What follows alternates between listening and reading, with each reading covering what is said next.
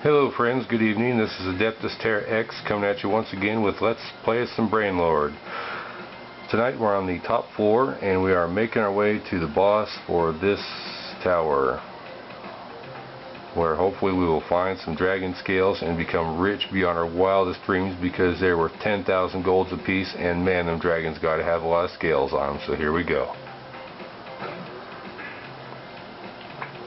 You will notice that the skeletons die much quicker now that we have our upgraded sword, and it's only one attack point higher than the previous one, but as you can see, it makes a hell of a difference, as these guys die now with 2 hits rather than 3 or 4 as it took before.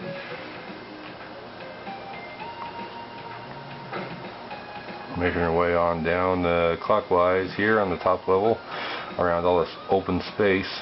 Don't want to fall into the abyss. Skyrim key.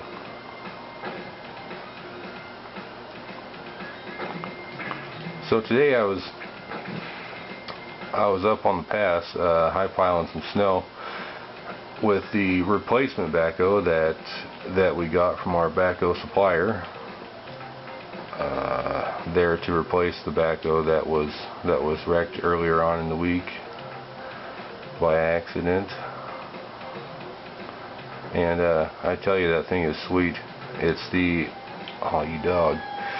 it's the twin to the other backhoe that I had, a 2011 John Deere SJ 310. And man, I can't say enough good things about those 310 John Deere backhoes, or the 410 for that matter. They are just they're just a brute. They move all kinds of dirt, and they are just they're just an animal. Pound for pound, they are one hell of a machine. So anyway, back to the game.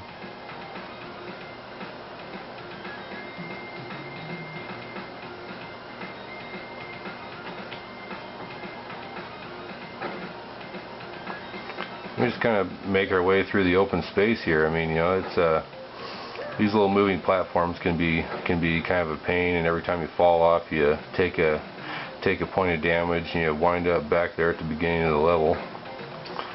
But after a while, watching the blocks move back and forth, it might seem kind of random, but they do have a little bit of a pattern, and you just kind of pick your timing carefully and move from platform to platform as you work your way along onto the entrance to the final level here. Oh. That was cool. Practice makes perfect, right? Well, let's carry on. Apparently I haven't been practicing enough.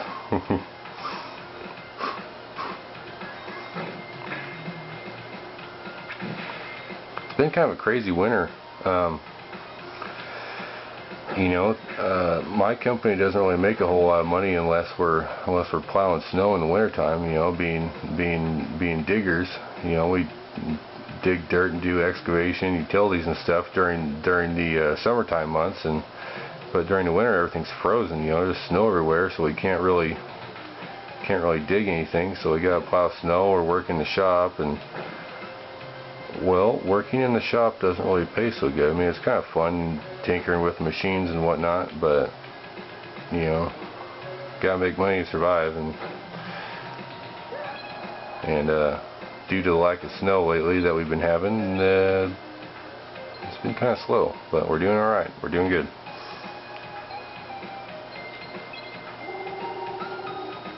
Here I am just rambling on about the business like none other. That's funny.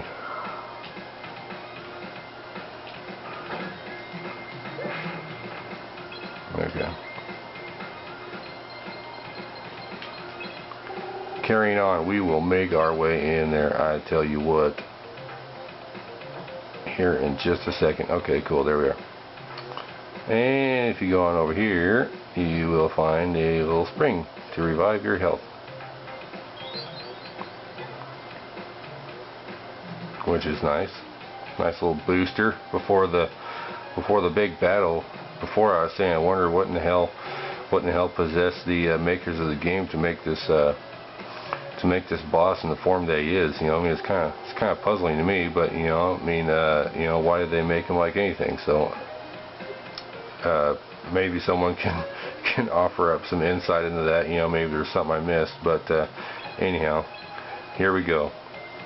Gonna fight us a boss, and we're gonna just have awesome delights afterwards. So here we go. And bam. And what in the world have we here? Oh my god, it's just a giant cockroach. What in the world? How did this guy get in here? All kinds of little cockroach babies flying around everywhere. Man, this guy's reproducing like none other. This is actually a pretty simple boss to kill. You know, as you can see, what my favorite technique is just to work, just kind of follow them around on the inside of this little square here. You can almost use it as a guideline. Just this little white perimeter square here in the center, and just walk around in circles and whack them. Just try to avoid the little baby cockroaches as you're working your way around, and you should be doing pretty good. And as you can see, it kind of starts changing color, turning a little, you know, first like an off green, and now he's turned red, and he's gonna be a goner here pretty soon. But I better cheese it up real quick before I end up having to use my mirror. And that's it.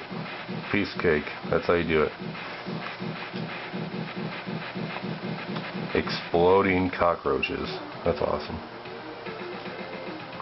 And since there's nothing else we can do here, we'll just carry on into the treasure room. Oh, Adeptus, you're too late. There are almost no dragon scales left. Oh, you son of a biscuit.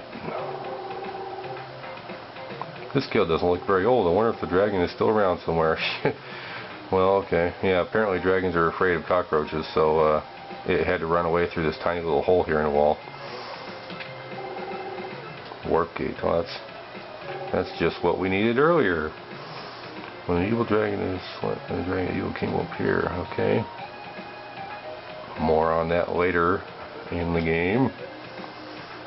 So we're just going out through this hole here.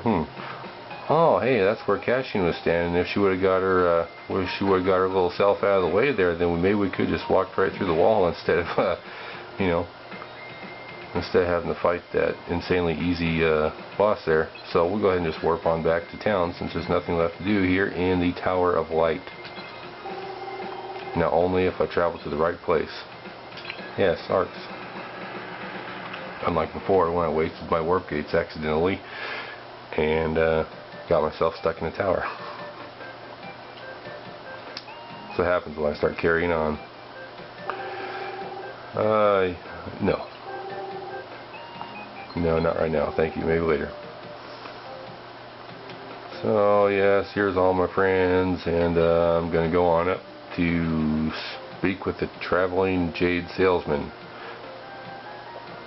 We're going to get us an anger jade, and oh, you son of a gun. I missed him. Well, that's no good. God dang it, I wish I would have come back here. Oh wait, no, here he is. Jeez. What Space Cadet? Man, oh man, where's my head at these days? Okay. Good luck. Anger jade.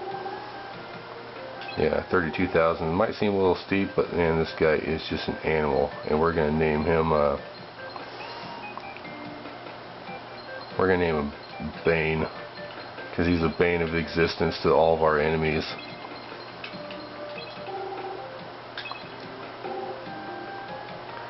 Let's see, what else does he got? See if I can take a look here. Lightning Jade, Water Jade, what's this one? Power Jade. No, I'm not really much into the supplemental Jades. But, you know, others may be, but that's just not my particular style as far as this game goes. I like the attacking Jades. So we'll go ahead and get this funky looking little critter out of his jade so he can stretch his legs a little bit and see what he's all about.